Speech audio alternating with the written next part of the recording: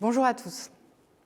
Flora, qui est élève en seconde à Chinon, m'a écrit un mail le 9 novembre dernier pour me demander comment se préparer à Sciences Po. Je suis certaine que beaucoup d'entre vous se posent les mêmes questions qu'elle. Alors je voudrais profiter de cette journée porte ouverte pour partager avec vous les interrogations de Flora et les réponses que je peux lui apporter.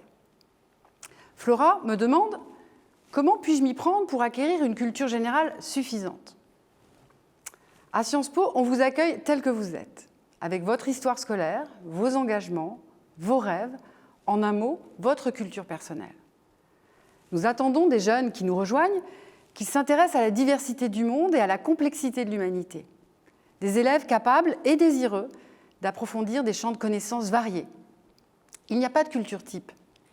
Plutôt que la culture générale, entendue comme un ensemble de références littéraires ou historiques figées, on vous demande une culture scolaire solide, très solide, et une capacité à vous ouvrir à des sujets aussi différents que la démocratie américaine, l'intelligence artificielle, le droit international, l'environnement ou le roman du XIXe siècle.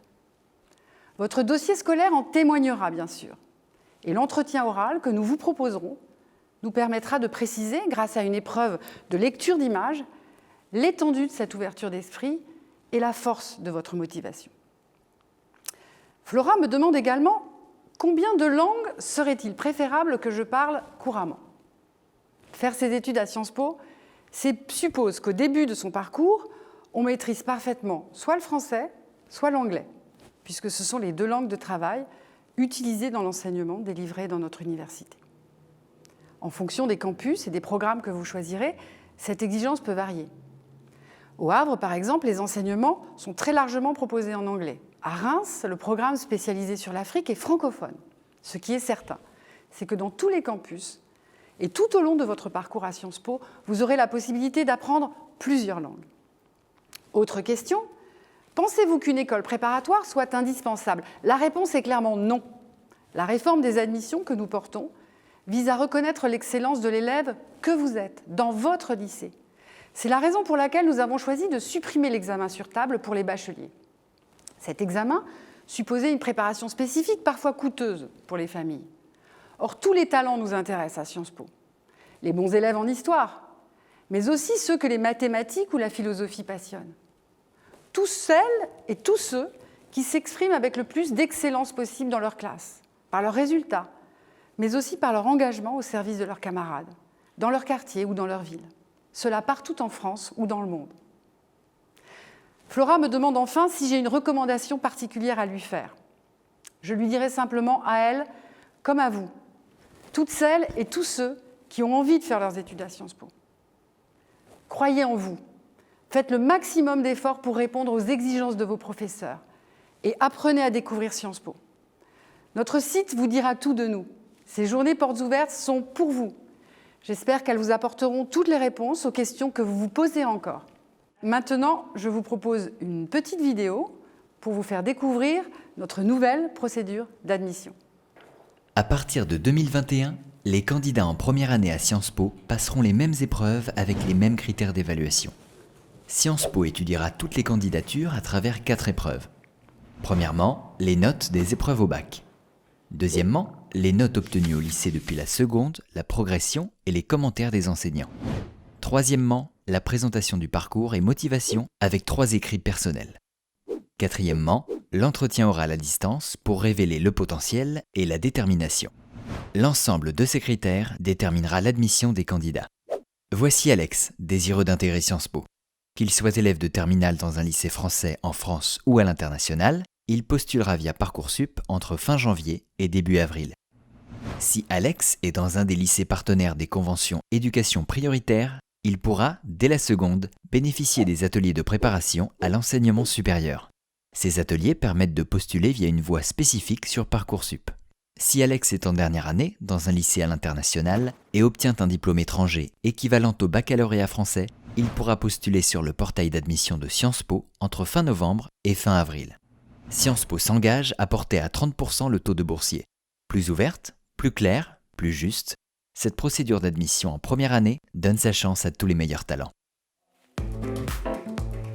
Sciences Po.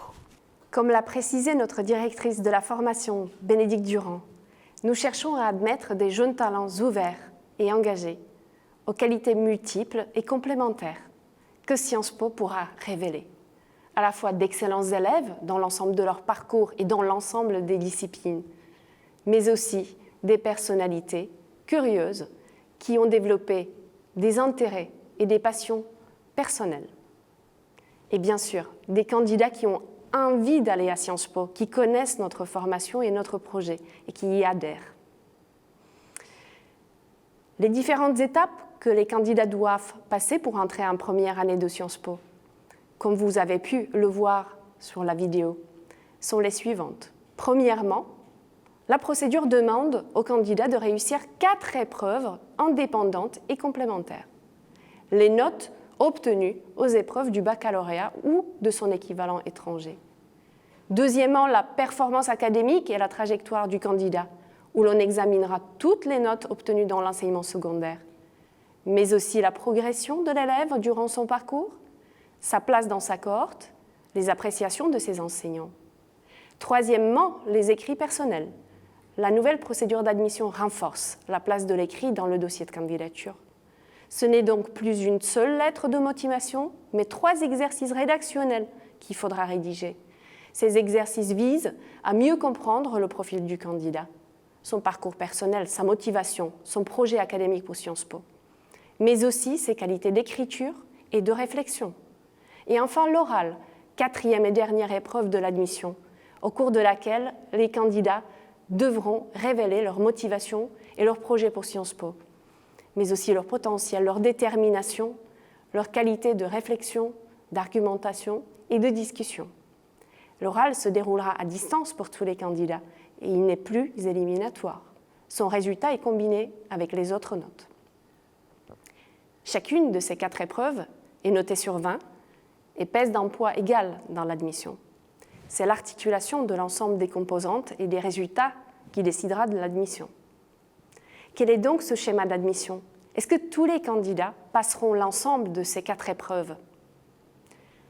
Les 3 premières épreuves constituent un dossier de candidature riche et exigeant. Elles sont notées chacune sur 20. Elles constituent une note sur 60 au total.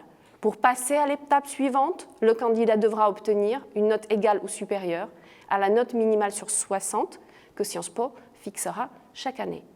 Les candidats ayant obtenu cette note minimale passent l'épreuve de l'oral, pour laquelle ils obtiennent une 4e note sur 20. Les 4 notes sont additionnées à l'issue de l'oral pour en faire une note sur 80. Pour réussir l'admission, les candidats doivent atteindre ou dépasser une note minimale sur 80. Donc, les épreuves sont identiques pour tous les candidats. Mais pour les plateformes d'admission, il y a 2 principaux cas de figure, portail de Sciences Po et portail Parcoursup. Si vous êtes en train de préparer un bac français en France ou dans un lycée français à l'étranger, vous allez candidater sur Parcoursup selon le calendrier défini par Parcoursup et vos résultats d'admission seront délivrés également sur cette plateforme. Si vous êtes en train de préparer un bac dans un établissement secondaire étranger, vous allez candidater sur le portail d'admission de Sciences Po entre novembre et avril. Vos résultats d'admission seront délivrés sur notre portail selon la date du dépôt de votre candidature.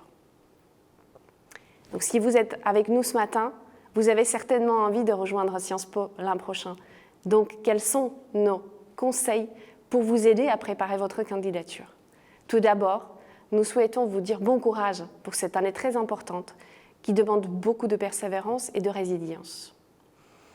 Deuxièmement, on souhaite que vous puissiez vous concentrer sur votre scolarité et sur vos notes. Travaillez le mieux possible au lycée, travaillez le mieux possible vos cours et préparez sérieusement vos épreuves de baccalauréat. Ce sont des piliers essentiels pour votre candidature à Sciences Po. Troisièmement, préparez avec soin votre candidature et vos écrits personnels. Vous devez développer au sein de ces exercices la réflexion la plus personnelle et la plus authentique possible et vous devez traiter avec la plus haute exigence votre écriture. vous devez vous retrouver dans la version finale des écrits et en être fier. Enfin, réfléchissez attentivement à votre parcours personnel et à votre envie de rejoindre Sciences Po. Pourquoi souhaitez-vous candidater à Sciences Po? Quel programme vous intéresse et pourquoi? Quelle discipline, quel thème d'enseignement vous attire? Qu'avez-vous envie d'apprendre à Sciences Po et comment? Nous avons envie d'entendre vos arguments et la façon dont vous envisagez vos 3 prochaines années de votre vie. Prenez le temps de vous plonger dans notre projet, suivez notre actualité, nos réseaux sociaux, immergez-vous dans nos cours via la série Prof ou posez des questions aux étudiants grâce à l'association SOS Sciences Po. Nous attendons en effet des candidats qui sont capables de témoigner de leur qualité, de leur parcours et de leur motivation, à l'écrit comme à l'oral, et qui sont capables de développer la réflexion la plus sincère possible concernant leur candidature. Nous vous invitons donc à rejoindre l'ensemble des différents webinaires que nous proposons aujourd'hui lors de cette journée portes ouvertes. Nos équipes sont mobilisées pleinement pour répondre à l'ensemble de vos questions concernant la nouvelle procédure d'admission, mais également concernant nos programmes. Nous vous souhaitons une belle journée et bonne chance à tous. Sciences Po.